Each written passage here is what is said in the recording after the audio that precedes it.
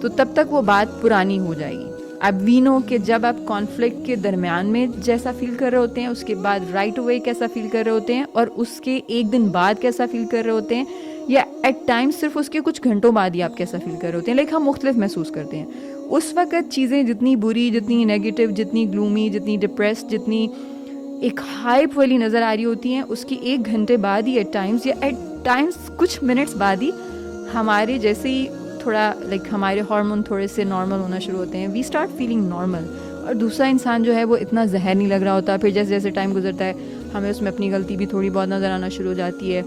اور چیزیں ایک ڈفرینٹ ڈائریکشن میں موو کرتی ہیں. اب موبائل فونس کا ڈینجر یہ ہے کہ